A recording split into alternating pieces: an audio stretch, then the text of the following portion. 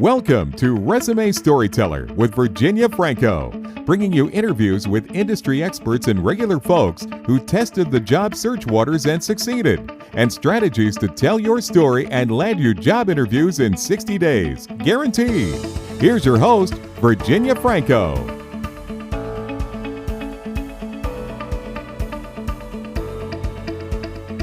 Hey guys, it is Friday afternoon and I have with me today new graduate and student career coach Mike Bird. He is a Montreal-based career coach for students and new grads looking to transition confidently into the working world. He has worked with students throughout his career, leveraging a unique combination of placement, teaching, and competitive coaching experience to serve young people all over the world. He is the founder of CoachOiseau Career Coaching, where he helps clients to figure out their next move, brand themselves as ideal candidates, and to land their first quote-unquote real job faster. He also shares his knowledge as the co-host of the Career Builders podcast, which is a show dedicated to helping 20 and 30-somethings to build their career. And he also shares his insights through the Take Flight newsletter. So, Mike, thank you so much for reaching out. I'm trying to remember how you and I first connected. I guess it was on LinkedIn. Yeah, it was totally on right? LinkedIn, Virginia. Yeah, just first off, thank you so much for having me. It's really a pleasure to be here. But yeah, LinkedIn, the sort of miracle platform, honestly. Miracle, I know, it makes being solopreneur so much less solo. I've loved how I've gotten to meet so many people. So tell me, you heard me give that just quick overview of what you do right now, but can you share a little bit about how you came into this position? Because most people don't start out in second grade saying that this is what they want to do for a living. Yeah, exactly. You're so right. So I come from an athletic coaching background originally. I have coached, and probably will still coach for some time, football, the sport of Canadian American football, Okay. Not a round ball, the lemon-shaped one. Okay. And partway through my 20s, I decided that I still wanted to be a coach. I still loved helping people. A lot of the work that I'd done and still love to do is with people who are kind of in the early 20-something demographic. So I really resonate with that group. And I decided I wanted to chase a different kind of coaching life. And I moved gradually towards the idea of professional coaching. And then as I kind of got deeper and deeper into that, realized that the real pressing need for a lot of young people when they're coming out of school, it was true for me, is a need to have career guidance. And so that's sort of the niche that I went down, and I continue to kind of make headway in burrowing in that direction all the time. Well, I have two children that are in college, so approaching the space that you are coaching, and it's a unique, they have a unique need that people in their 30s or their 40s and 50s don't. What do you see as sort of the biggest challenges facing new graduates that are embarking on a job search today? Yeah. Well, it's been obviously a very unusual year. 2020 as a whole for all job seekers has been a little bit wild. But the thing that's probably most unique for people coming out of school now is that there's just such a fast rate of change right now in the way that companies are hiring. A lot of the rules that were kind of lived by for people of your generation, my generation, they don't really apply necessarily in the same way. It's not like you can just write a resume and throw it out into the world and a job lands somewhere in your lap. So just really going through a process where things are changing quickly, obviously getting used to things like video interviews, being on the internet in a public way, which is not something that a lot of people are comfortable with. That can really help a job seeker's progress in terms of getting started. But those are things that are relatively new, and I think they'll be a part of the playbook that kind of has to be adopted as we go forward in the next several years. It's so interesting because that generation, they're more comfortable with being in front of a camera. They've known FaceTime for quite some time. They've used social media differently, but putting yourself out there professionally is quite different than personally. Do you think that helps or hurts or is just different? Yeah, I do think that the fact that there has been some exposure to being on camera is a good thing for that generation. But like you said, you kind of enter a little bit of a different space when you're on LinkedIn and you see someone's job title and you maybe get a little bit intimidated by some letters after a name, and you That's true. Can easily feel like you're less than, or you sort of judge yourself down. which is not helpful ultimately. But yeah, I think that once we all kind of come to that point where we're confident in showing up in who we are as natural people, and we can kind of leverage the experience. Like a lot of these young people can leverage the experience they have being on camera already and just simply carry it through into the professional setting and have success. Yeah. Yeah. They're not nearly as nervous as people like me were when I first had to start getting in front of a camera. So what is it that you find that they're most surprised by? Is it that change of rules? Is it something else? I think it's the sudden realization that this might take a little bit more time and effort than they first thought. Yeah. That's one of the biggest surprises. So, I mean, a lot of students have been kind of on a certain track, a certain structure throughout their life where they go to school and they're under the certain impression that there'll be something waiting for them at the end that they can go and step into and begin their careers. And that's not really the case anymore. There's certainly plenty of competition now for roles for new graduates. And it's just a question of, can you be a little bit more proactive in getting started? Because if you kind of wait until the end of your, let's just say 4-year undergraduate degree to kind of find a job, you might be facing a bit of a gap. And for sure, obviously in 2020, with the way that the economy has been affected by COVID all over the world, there have been big gaps for students who have graduated and have not found a job right away. So at what time when during their 4 years do you encourage them to get started? I mean, obviously a lot of college kids are going after internships and things like that, but sometimes they have to work and try to get money too. So when is sort of an ideal time to start? Yeah, I think the very beginning of a career transition, which to me is, I call it the orientation phase. So really kind of getting a sense of who you are, what's your story, what are your strengths, what do you love to do, who could you see yourself working for? I honestly think that for a student going through school, they could probably begin that process slowly but surely, as soon as maybe even their first or second year, knowing that internship opportunities often sort of start to come around at the end of their junior and senior years and as they're transitioning out. So it's not to say that I think there's plenty of priorities to be juggled for a student, and being a student first should probably be the first priority. Understandably. Exactly. Open that door up as much as you can through that work, but take time to really get to know yourself. And that's really a lifelong journey that can begin as soon as you want to. I love that. I graduated in the 20th century. I did not I did my internships. I didn't even look for a job until the August after I graduated. I went to Europe, and then, like you said, just assumed something would come up. So, and luckily it did, but that's not the case anymore right now. So what advice do you have for someone who's fresh out of school or about to graduate in terms of sort of the best way to get started? What's that first step they need to take? Yeah, well, if they know themselves and they kind of have a sense of where they'd like to go, and that's kind of a big caveat. If they've got that kind of figured out, then I would move as a student toward kind of that branding phase, what I call the second of 4 phases in a transition, where you know yourself, you know what you'd like, you know what you offer to an employer, or you're starting to understand that. And now can you tell your story? Can you put yourself out there in a way that's very clearly understood? Sometimes people know what they can bring to the table, and they don't communicate it in a way that they can do it in a way that confuses an employer or makes it unclear if they're really the person that the person wants to hire at the end of the day. And that in and of itself takes some time to learn how to communicate. So that's kind of the next step, honestly, for me. If you can get past that, building your network is another kind of lifelong endeavor. And why not get started with people who are close to you, expand your friends and family to reach new connections, and ultimately sort of sow the seeds of what could be a very prosperous network for you in the long term.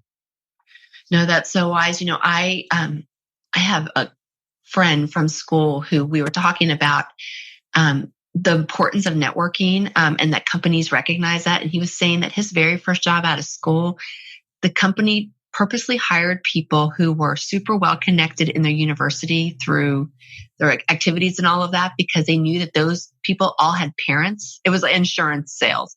And they knew that the network was the most important part, more than the grades. He did not have a great GPA, but it was more than the grades. It was that network that was the most important thing. Yeah, and it's they a hired huge for business that. asset. Yeah, Absolutely. When you start to view it from the employer's standpoint, like what can you bring to the table? It's more than just what you went to school for. And so the more sort of soft assets that you can bring to an employer as a new graduate, the better your chances of getting started successfully. No, that's such good advice. What about someone who has graduated and has been out there looking and it hasn't gone well and they didn't come to you before to ask you what would be the best place to start? How do you help them to regroup? Yeah.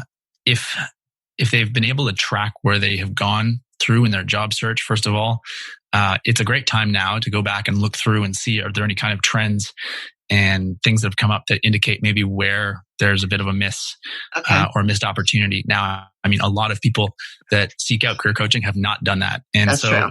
It's about taking time to sort of reflect, where are we at right now? What do we think could be the reason that we're not, our message is not resonating with employers? Maybe the resume isn't clear. Maybe we're off in too many different directions at one time, trying to get after different places and not really appealing to any one. So it can be a few things, but stopping right now and self-reflecting and sort of saying, is there something that energetically I'm feeling around this that doesn't feel right? Maybe I'm going in a direction that I don't actually want to get behind. Maybe I'm not working that hard because I don't really want to work in that industry.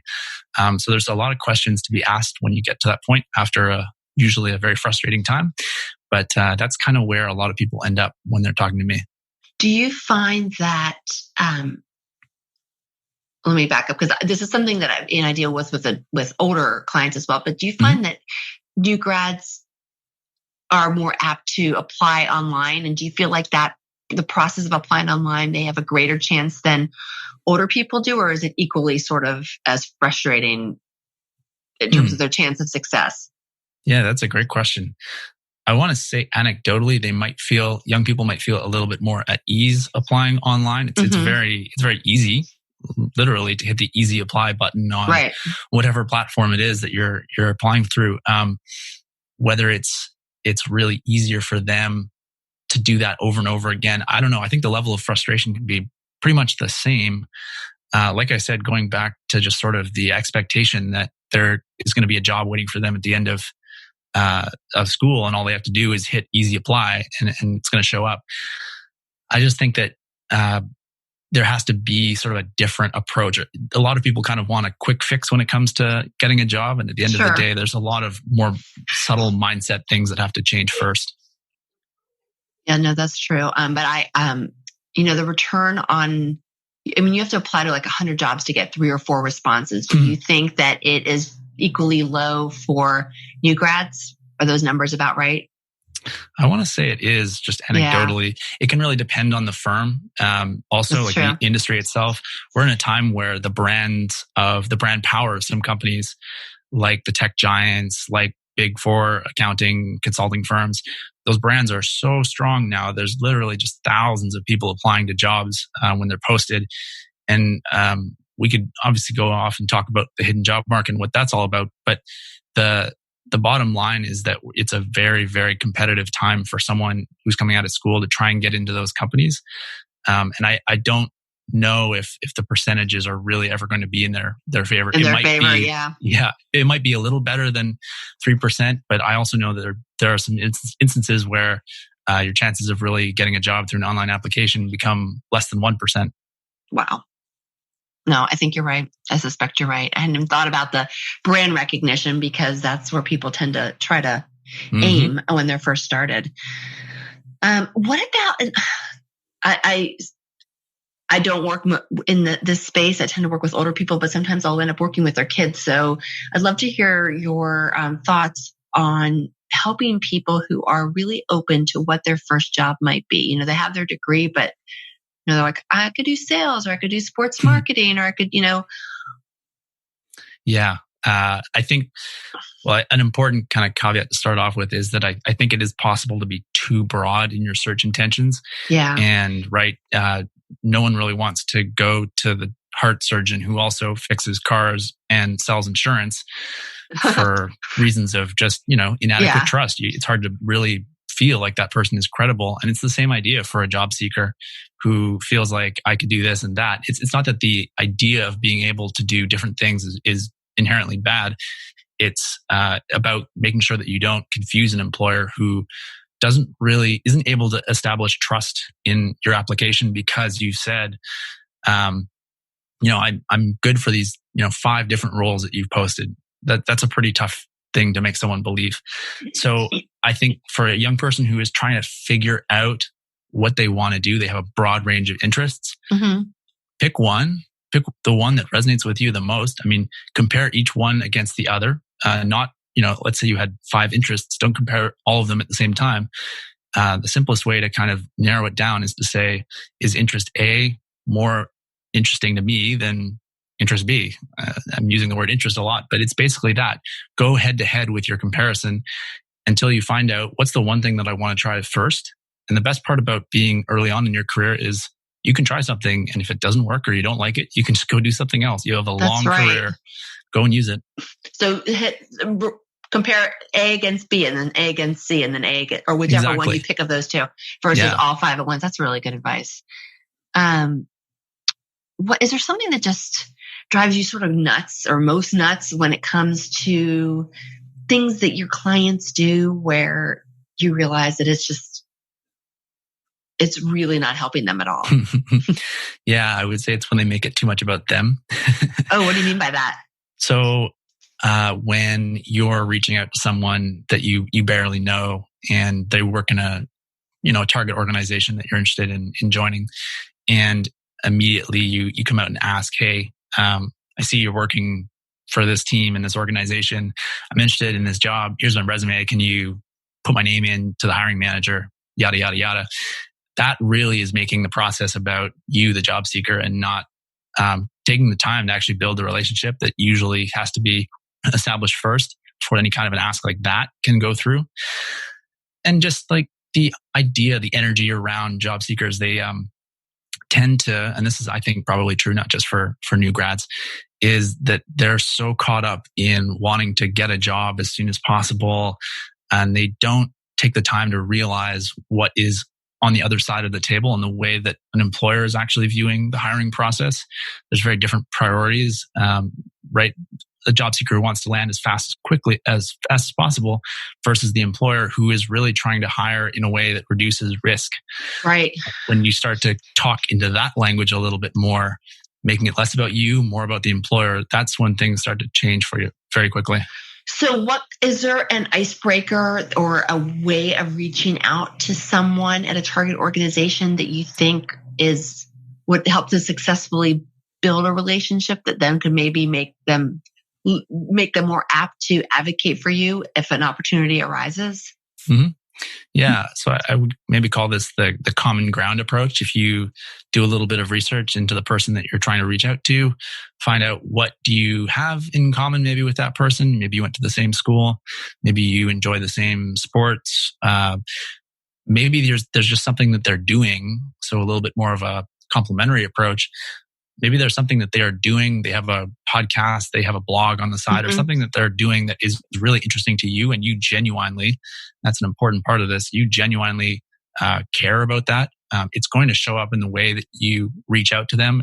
You could simply say, hey, I read this article that you posted or wrote on this big publication recently. It really resonated with me for ABC reasons. Most people generally like to hear kind of good things about them. Yeah. It's common sense. Yeah. Not really rocket science, right? But if you can kind of take more of that you first approach as opposed to the me first. Me first. That changes things pretty quickly when building relationships. And you know what you said about the looking for something in common where they went to school. Are you an advocate of looking through the alumni rosters to talk to other graduates? I get calls from people at my teeny little college all the time. And I don't care what their career interest is. Just because they went to my alma mater, I'm always more apt to speak with them. Yeah, totally. Unless you really despised your time at that university, college, whatever it was, right, you're going to have an emotional tie to those kinds of major life experiences. And I do with the place that I went to school. And so, it's easy to go out and meet someone who is otherwise a total stranger, but carries that same kind of shared experience that has been probably very impactful for you. And that's again, as you're someone who's reaching out to new people, understand that and realize that this is something that may be really important to this new connection. Mm-hmm. And how can I kind of explore that a little bit so that they realize that that's really how I want to build this relationship. I don't want to build it based off of, I need a job now. Can you help me get a job? I love that phrasing. It's about you first, not me first. Mm-hmm. That makes total sense. I want to ask you about discrimination when it comes to hiring practices. I tend to work with people that are struggling with being too old, but there's certainly there's the too young, and then there's ethnicity, gender, all of that. I'd love to hear your thoughts on the topic and how you've helped to guide people to sort of overcome these roadblocks. Yeah. And so I guess I'd like to maybe answer this in two parts. Okay. On the side of the job seeker, when you look at ageism kind of being one of the natural discriminatory features for a young person in a job search, if you as a job seeker are putting an emphasis on it, if you're saying, I know I'm really young for this role, but I'm going to apply anyway, you're just kind of already poisoning the water a little bit, sort of just tainting your mindset around what you can do. And it tends to show up in the way that you speak to people and the way that you write things, emails, resumes, etc.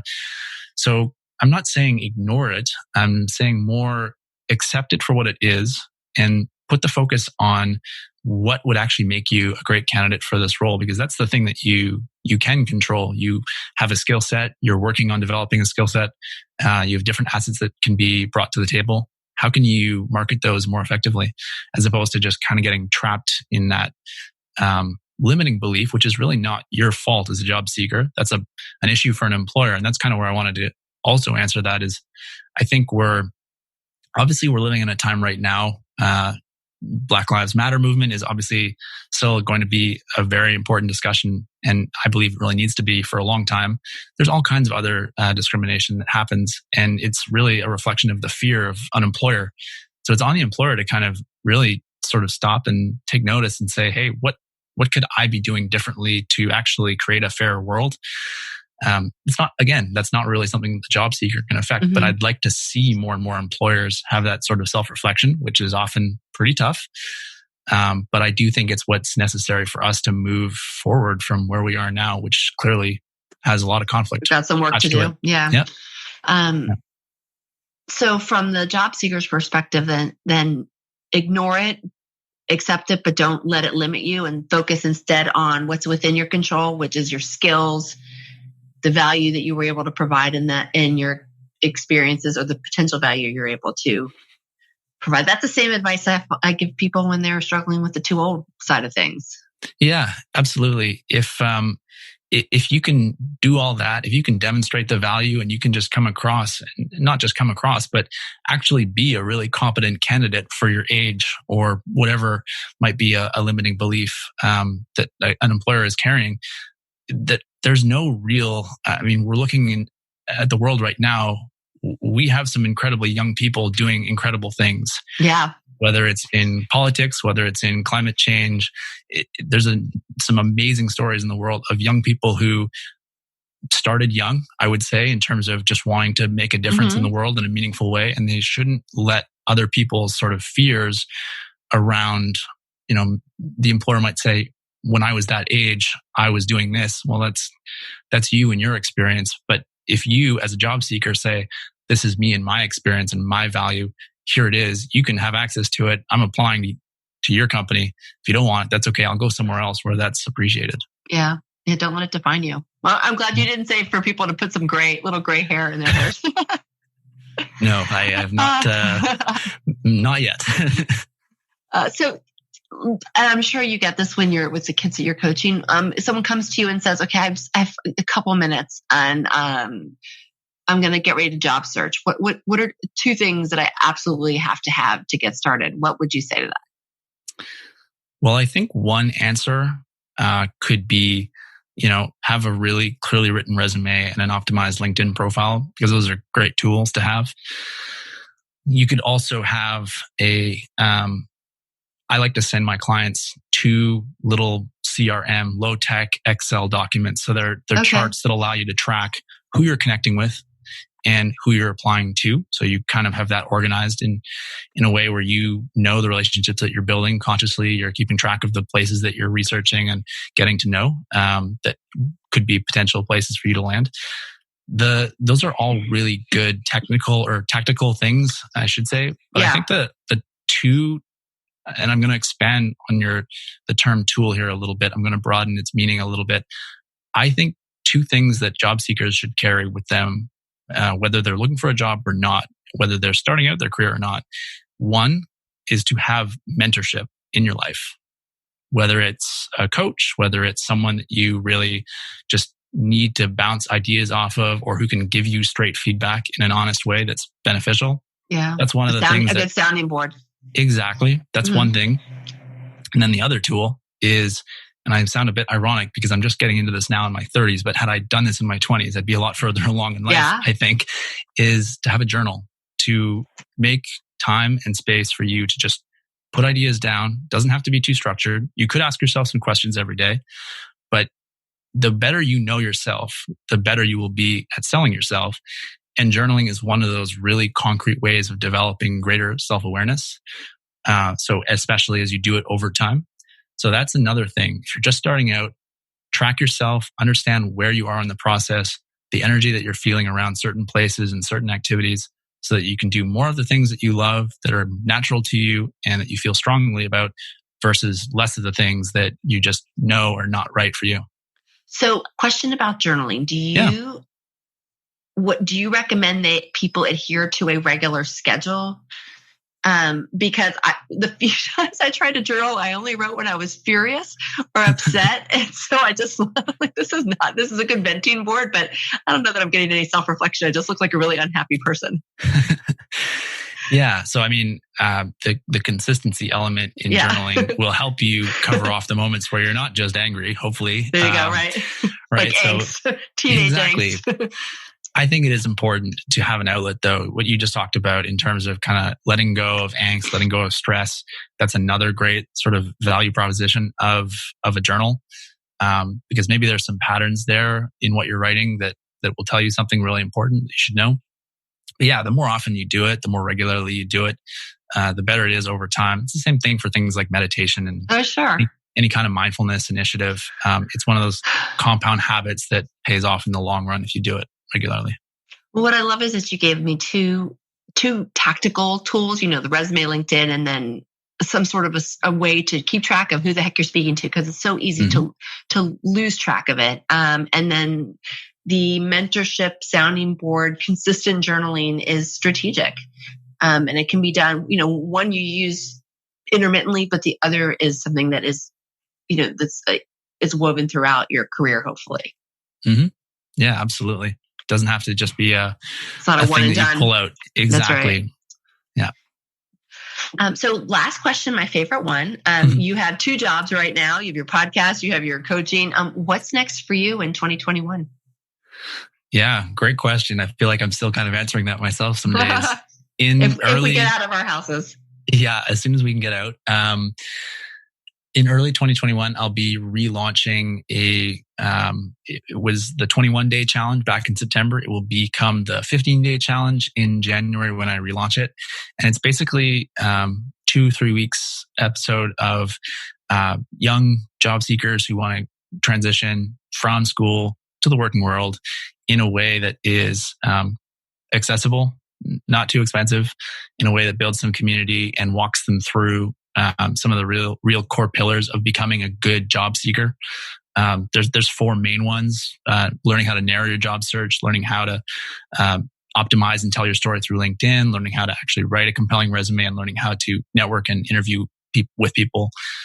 Which to me, networking and interviewing are kind of two sides of the same coin. So those are what I do with what will be the 15-day challenge, and that'll be coming out in early January. I'm very excited about that. So if people want to sign up for the challenge or learn more about you, I have included in your bio, I've got your LinkedIn URL, the link to the podcast, and the link to your website. Are those the best places to connect with you? Yeah, totally. You can easily get a hold of me by going through any of those channels. You'll eventually arrive at my email address, just mike@coachoiseau.com. And that's kind of where a lot of discussions start for me, whether it's there or sometimes on LinkedIn as well. I'm very open to meeting people who are serious about moving into their careers in a successful way. Excellent. And follow him on LinkedIn. You give really good advice. Thanks so much, Virginia. I appreciate that. So thank you. Thank you so much for coming on. This is a group that I think sometimes gets neglected. And they're in need. Everyone's hurting from COVID, but I do feel like this group has a unique set of struggles. So thank you for doing what you're doing for them. It is my pleasure. I wish I could have had that kind of help when I was getting started. I was not in the COVID world. I know. So true. Well, thank you again. My pleasure. Thank you. You've been listening to Resume Storyteller with Virginia Franco. To learn more about storytelling strategies to catch the eye of today's SCIM online readers, hiring and decision makers, go to www.virginiafrancoresumes.com.